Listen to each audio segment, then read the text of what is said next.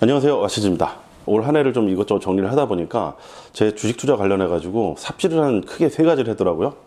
제가 삽질이라고 표현하는 거는 이게 투자 실패는 아닙니다. 실패가 아닌 이유는 종목을 발굴해 가지고 열심히 나름 연구를 했는데 투자를 안 했습니다. 투자를 안 했기 때문에 저는 이제 삽질이라고 하는데, 사실 이제 제가 투자한 종목보다도 더 많이 연구를 했어요. 그런데도 불구하고 그래서 결과적으로 이제 투자 수익을 못 냈죠. 앞으로 이런 일들을 반복하지 않기 위해서 이 정도로 연구하면 이제 조금씩이라도 좀 사자, 이런 취지에서 한번 정리를 해봤습니다.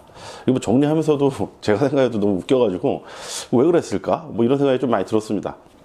첫 번째는 이제 계룡건설인데, 계룡건설은 이제 작년 말인가 친한 투자 지인이 이제 그 블로그에다가 글을 올려주셔가지고 그거를 이제 딱 보고선 재무 구조가 상당히 좋았어요. 그리고 이제 실적이 좋아지고 있었고, 그리고 제 나름대로 연구를 해보니까 이 회사는 올해 실적이 굉장히 좋아질 가능성들이 굉장히 많았습니다.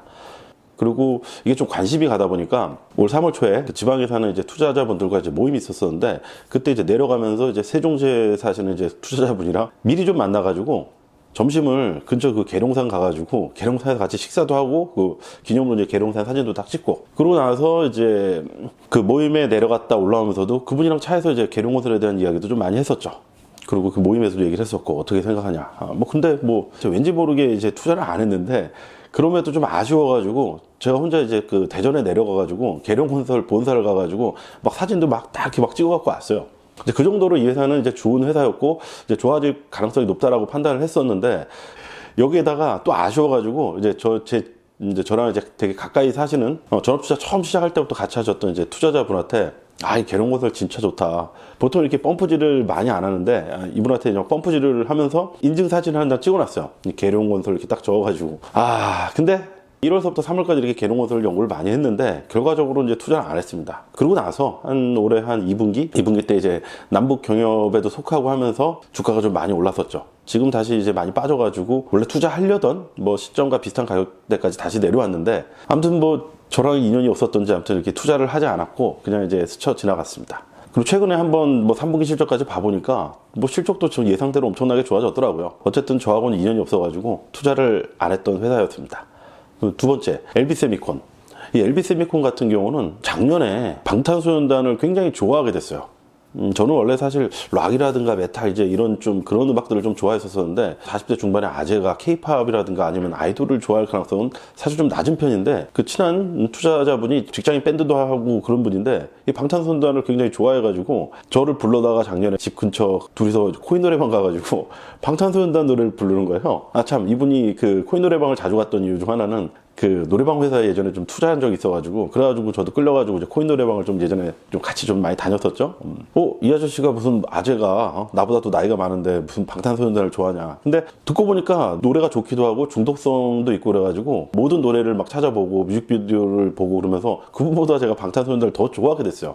제가 작년 초에 그 JYP를 또 관심 종목으로 한번 또 연구를 했었던 적이 있어가지고 제 주변의 투자자들은 트와이스의 이제 JYP를 훨씬 더 선호하고 그랬는데, 저는 이 빅히트 엔터테인먼트 그리고 방탄소년단이 우리나라 최고의 아이돌이고 앞으로 10년 내에 이제 이만한 아이돌이 나오기가 힘들 것 같다. 그래가지고 수혜주를 작년 말서부터 열심히 연구를 했는데, 빅히트 엔터테인먼트는 비상장이고, 그리고 넷마블 관련해서 이렇게 지분 이제 투자 이런 게 있었는데, 넷마블 자체는 이제 규모가 너무 커져가지고 어떤 그 매력을 못 느끼고 하다가 찾은 게 이제 LB세미콘이었는데, LB세미콘은 사실 제가 옛날부터 알고 있었던 회사였어요. 2015년 5월인가 6월 정도에 평택에 있는 LB세미콘 본사를 갔습니다. 근데 갔던 이유는 이 회사가 당시에 이제 실체가 있는지 없는지, 그때 당시에 제가 LB세미콘에 이제 관심을 가졌던 부분은, 그때는 이제 빅히트 엔터테인먼트에 투자를 했는지도 모르고 제가 방탄소년단 자체를 모르던 시절이었었는데, 이 LB세미콘 회장이 대단한 분입니다.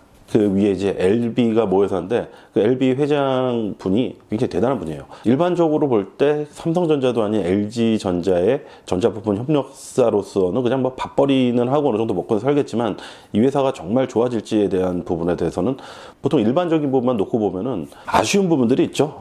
LB세미콘 회장이 LG 가문 출신 사람이기도 하고, LG하고 GS 이렇게 LG 가문의 투자를 총 관리하는 LB 인베스트먼트 회장이기도 합니다. 그래서 관심이 가가지고 이 회사는 알게 모르게 잠재력이 있을 것 같다. 그래서 같이 갔었고, 그때 거기서 좀 더 올라가서 이제 P&E 솔루션이라든가 동아일텍 같은 회사들도 보고 왔었는데, 그때도 삽질이었죠. 좋은 회사를 직접 가가지고 다 찾아보고 이제 연구해놓고 아무것도 투자를 안 했으니까. P&E 솔루션은 그때 투자를 했다가 뭐 좀 팔았네요. 예. 아무튼 그때도 삽질이었는데, 그랬는데 이 모회사인 LB가 빅히트 엔터테인먼트를 초기부터 투자했다는 것을 알아가지고 방탄소년단과 그리고 LB세미콘 연구를 좀 많이 했어요. 근데 이것도 제가 그냥 연구만 하다가 예전처럼 좀 놓쳐버릴까봐 그 온라인 그 투자 모임을 하나를 하고 있는데, 온라인 투자 모임에 제가 이거를 골든벨 종목으로 선정을 해가지고 1월 달에 이 LB세미콘을 올렸어요. 이 골든벨이 어떤 개념이냐면은 말 그대로 골든벨인데, 이 종목을 올리면은 이 올린 종목이 주가가 2배가 되면 이 올린 사람이 쏘는 거예요. 근데 이걸 왜 만들었냐면은 맨날 말로만 이제 좋다 뭐 투자 의견 이런 걸 내는 게 아니라 최소한 50만 원 정도라도 이 종목을 사놔야, 그래야 이제 그 쏘는 금액이 50만 원이었기 때문에 말로만 발굴하지 말고 하자는 취지로 이 골든벨이라는 제도를 해서 제가 이 종목을 올렸는데, 방탄소년단이 신보를 내면서 이 LB세미콘이 그 뭐 테마주로 급등을 했죠. 지나고 나 보니까 또 골든벨로다만 올려놓고 이 종목을 안 샀어요. 서울에 일부 모임 몇몇 분들 올라가셨을 때 식사도 쏟아오고 이렇게 했는데, 그런 좀 추억이 있습니다.